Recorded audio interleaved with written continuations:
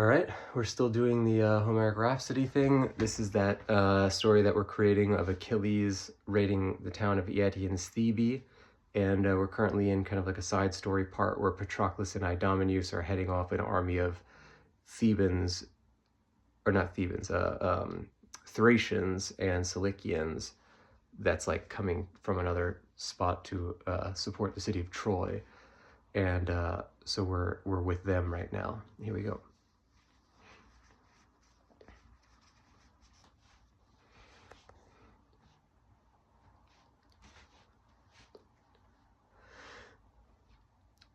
Throughout that battlefield ranged the great chariot of IDOMENEUS, which was flecked with edges of pure iron. Small though they were, the most valuable of those metals for war-mongering, such was that beauteous craftsmanship and riches of Crete of the Minotaur. IDOMENEUS brought with him Sthenelus, who acted as charioteer. His Sthenelus, a nickname given to Meriones, his attendant. Sometimes the soldiers would affectionately call him Meriones, that peer of Ares, who was acting as his charioteer, and the two of them brought great slaughter among the Thracian and Cilician hosts.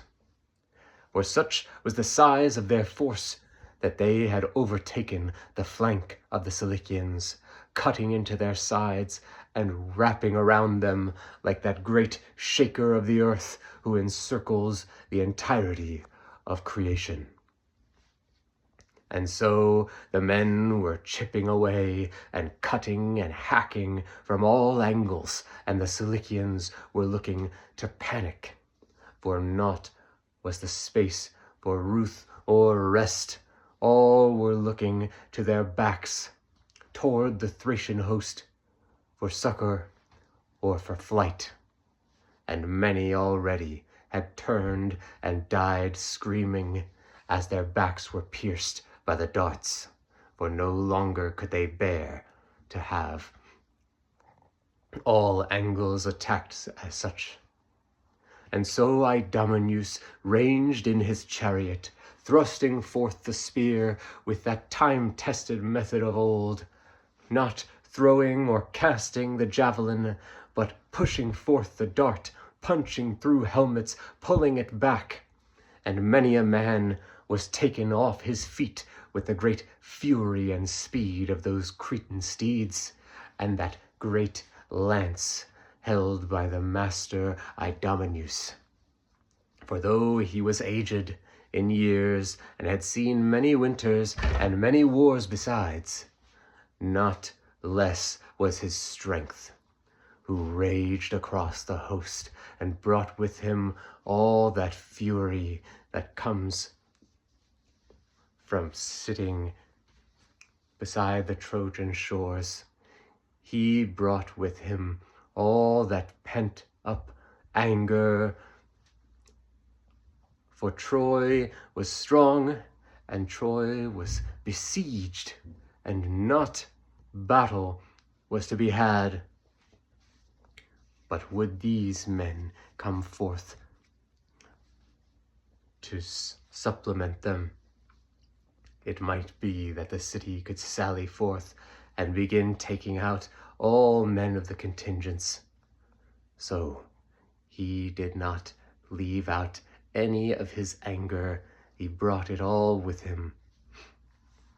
And as he ranged through the host, thrusting and jabbing with his long shadowed lance, he counted forth, speaking to Patroclus.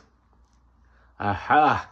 I have just taken out 6 of these Cilicians, though they may not be the biggest and strongest, and though I not be here to collect their armor.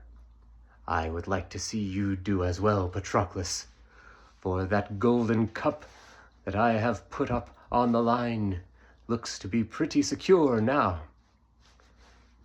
And Patroclus, hearing him from across the battlefield, said to him, "Ah, Idomeneus, I have taken down but 2, but both of these have been great captains, with heavy armor made flecked with pieces of gold, with shields of 5 layers.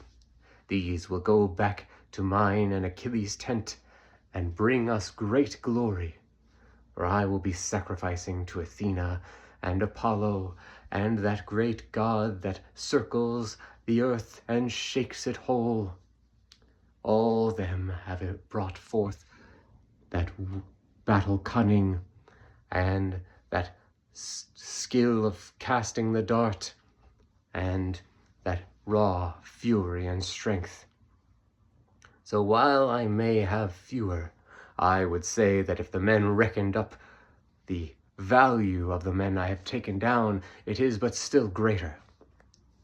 Idomeneus heard and smiled, and answered him, "Ah, this could be so, great Menoetius' son, but we will let the gods decide, for the battle is not over yet. There are many more heads for me to take before then." And such he continued through the host, taking his spear out of the head of Malston, whose father had come home every day bringing as much wheat as he could carry from that field where he toiled away. A man with no money to his name, but who always provided for his son. No longer would he be bringing home that portion needed for him, but only one for himself, and his wretched wife, the 2 of them who would live out their days mourning for their lost child. Such a man's head did Idomeneus draw his great lance from, and a chunk of flesh came out with it, and drove straight into the chest of a Thracian with wicker shield, punching through the shield itself and the hand that held it, and pinning them to the chest piece of this Thracian, who gasped out his life, just as his mother remembered the time when he first took breath in this world. Alastor, he was called once to his friends, though in the shades of Hades he would be called by no name, and ghastly death circled all around his eyes.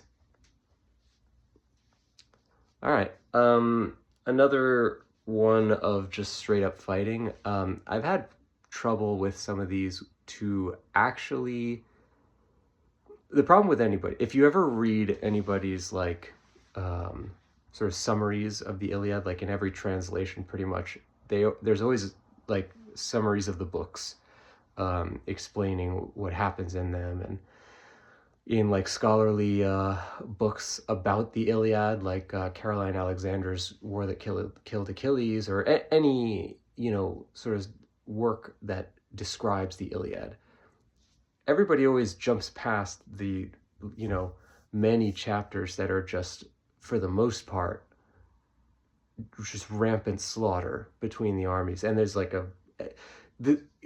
it's like, okay, well, what's the story of the Iliad? It's, Achilles gets mad, then question mark, question mark, question mark. Then they go on an embassy. It fails, question mark, question mark, question mark. Patroclus dies, question mark. Hector dies, question mark, or Hector dies, then, Priam gets him back. That's skipping a lot of the story. And, I think that's doing it a disservice. Obviously, I'm saying it a little simpler than it really usually is presented, but like the battle scenes are extremely beautifully done, and the way that they play out is so engaging because of the like structure of them, and the ebb and flow of who's winning against who, and where the gods tipping the scales, and what kind of like tricks are the gods trying to play on people. And it's so fascinating. And I think that I have also fallen prey to that, where like when I'm trying to tell this story off the top of my head, whether it was I was previously telling the actual story of the Iliad and now I'm coming up with this new one, I've been avoiding telling the battle scenes for too extended of a time, because I'm mostly trying to just get to the next like plot point. But I have to get better at like, with the when I'm telling the story of the Iliad, just pretty much coming up with stuff to fill those battle sections, because I can't necessarily remember the exact ebb and flow of the battle in minute detail. But then when I'm coming up with one for myself like this, where it's my own story, making up at least some kind of interesting,